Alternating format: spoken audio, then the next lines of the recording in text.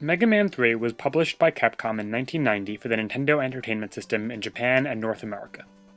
Upon release, the game was met with high praises from many sources, and rightfully so. The game is often cited as a textbook example of strong game design to this day.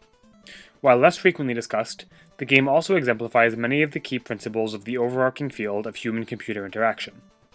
In this video, we'll be taking a detailed look at one of the first 8 stages of the game to see just how it embodies these principles.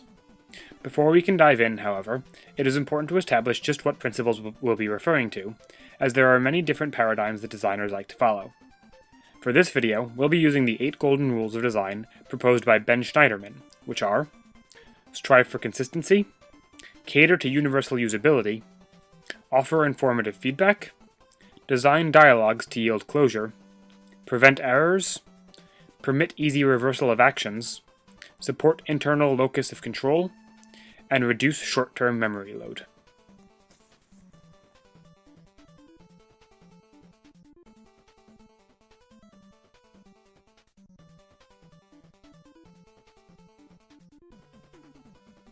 Hardman's stage begins on a stretch of plain, flat ground where no threats exist to the player.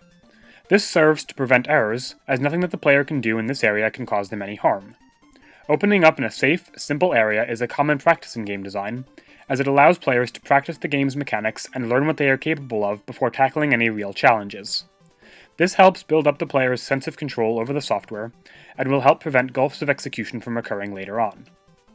A unique feature of the Mega Man games is that they give players the freedom to choose what order they complete levels in. This leads to an interesting challenge for the designers, as they have no way of knowing what the player has experienced prior to the start of any given stage. To compensate for this, every stage of Mega Man 3 opens up in a similarly safe area, meaning that players will be able to enjoy these benefits no matter where they choose to start. This is particularly important because it supports universal usability. No matter what choice a player makes at the game's title screen, they will still be presented with an opportunity to hone their skills before having to face any real threats. It doesn't take players long to encounter their first enemy in this stage. The simple combat encounter serves 2 key purposes. The first is to inform players of the existence of hazards in the game. New players are likely to be hit by the enemies who appear here, and will be given a great deal of negative feedback when they suffer that hit. Mega Man flashes briefly, shows pain on his face, and stumbles backwards against the player's control. Players will also notice Mega Man's health deplete in the top left corner. New players are meant to get hit by this new enemy. As counterintuitive as it sounds, this serves as a means of error prevention.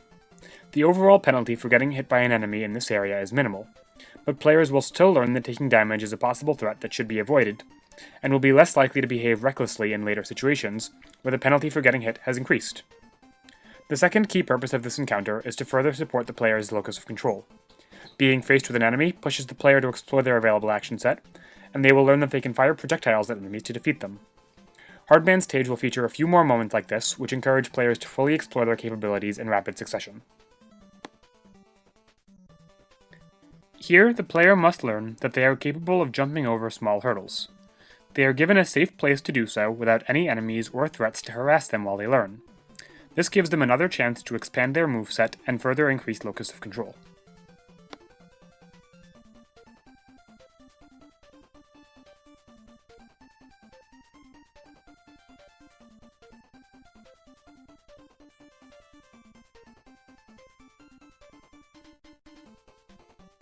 The green platforms below the player here are set up very carefully to support the player's locus of control. Instead of introducing players to a new action in their moveset, however, this challenge is designed to safely introduce players to a new type of threat which they will encounter again later. The strong contrast between the platforms and the rest of the walls acts as an affordance that hints to the player that these platforms are special, and may potentially behave in dangerous ways. Crossing the platforms can be done quite easily here, with no real danger, as the enemies that pop up react a bit too slowly to catch the player. Dealing with the platforms here will make future challenges more fair, as players already understand the platforms and how they influence them.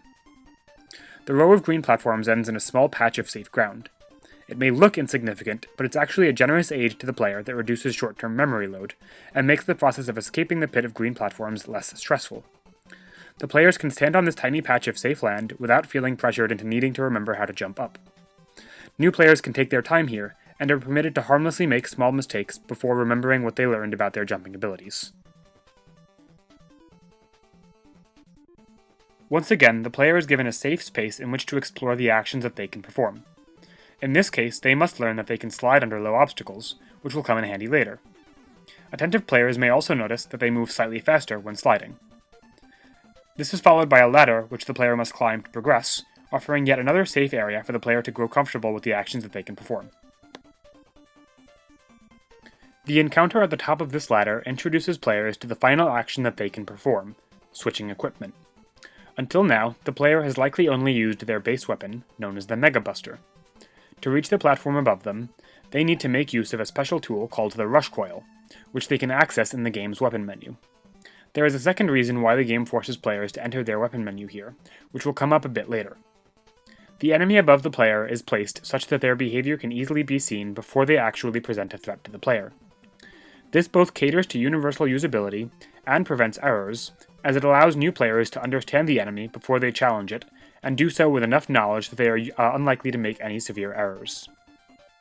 This enemy is fairly unique because it is not always vulnerable to the player's weapon. It can only be harmed when its eye is revealed, which will appear as a consistent indicator of vulnerability across all enemies. The game also offers spectacular feedback when an enemy is invulnerable to a player's attacks, showing the bullets literally bounce off of the enemy's armor.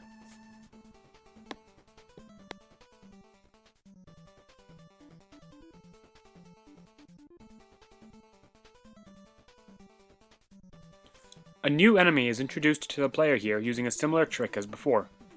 This robotic monkey can be seen jumping up onto a ceiling and demonstrating part of its behavior before it presents a real threat to the player. The player is also given a convenient height advantage that allows them to shoot down the foe without much difficulty, but they will have to fight the enemy again without this crutch later.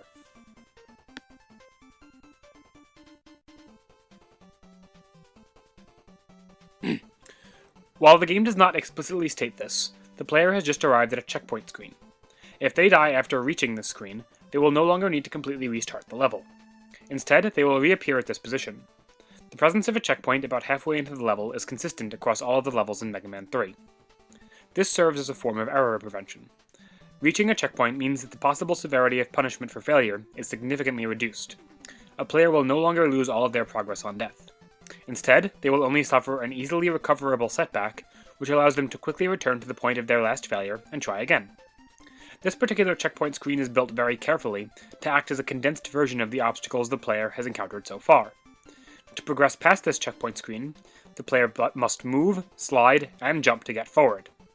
Blocking their way is an enemy which must be shot down, but the enemy will ignore any shot that doesn't hit its eyes. All of this reinforces the player's locus of control, and serves to reduce short-term memory load. Every time the player dies and returns to this screen, they are gently reminded of all the core actions and mechanics that they need to be aware of, so that they are always prepared for the next challenges ahead. Past this point, Hardman's stage indulges in some practices which are somewhat unique to game design. Players often play games with the intention of earning some satisfaction from overcoming challenges. This differs greatly from most other software, which is often designed to pose as little challenge as possible and help users easily complete some task. The following screens are designed to be demanding challenges, as opposed to the gentle introductions the game has provided in its previous screens. These challenges are all composed of obstacles the player already knows how to handle, however. They are just presented in new ways that make them more dangerous. The player must defeat a few more enemies who are only vulnerable when their eyes are visible, cross over a large stretch of the green platforms from earlier, while simultaneously managing swarms of bees,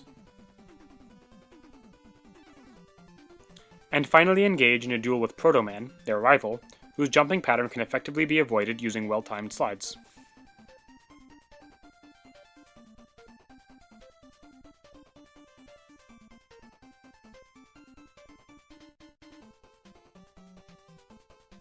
Finally, before entering into the boss room, the player must bypass a large enemy.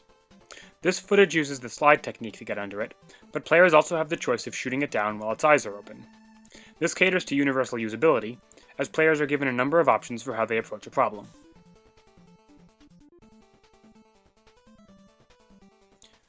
Just through this tiny hallway is Hardman himself, who the player will have to fight and destroy.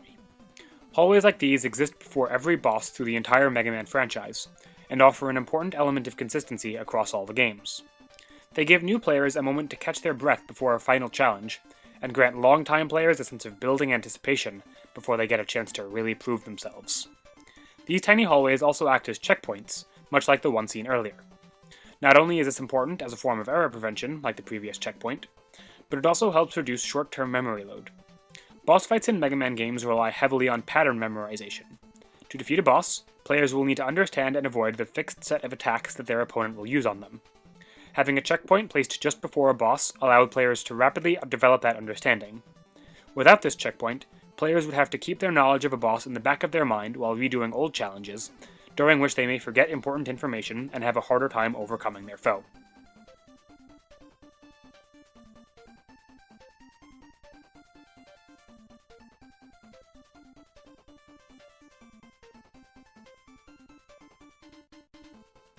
Most of the deaths have been edited out of this footage, but one death was left in intentionally to demonstrate an interesting point. Notice that, when Mega Man is destroyed, he explodes in a very distinctive pattern of particles. Considering that Mega Man is generally a fairly challenging game, most players are going to become quite familiar with this explosion effect. Keep it in mind, as it will become important again shortly.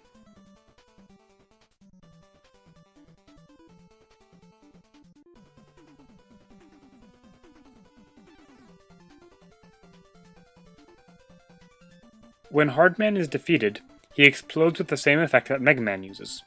This element of consistency lends a powerful sense of weight to the fight that just occurred.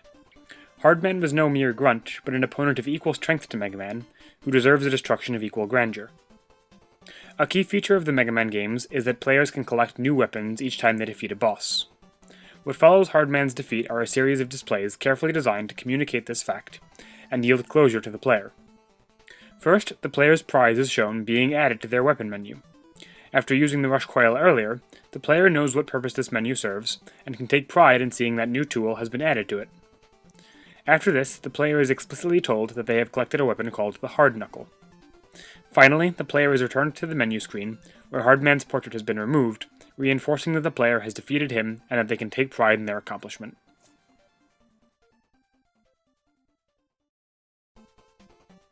While not all of the techniques used in Hardman's stage are directly applicable in traditional software design, there is still a lot to learn from its careful structure. Hardman's stage demonstrates how designers should strive to present their software in order to maximize usability. First, it introduces key concepts using simple, isolated examples. Then, it encourages players to combine those simple concepts in order to complete more complex tasks. Finally, it has players complete the task they set out to, and congratulates them upon completion. This structure makes Hardman's stage a challenging but enjoyable adventure, and can be applied to many types of software to create similarly positive and satisfying experiences.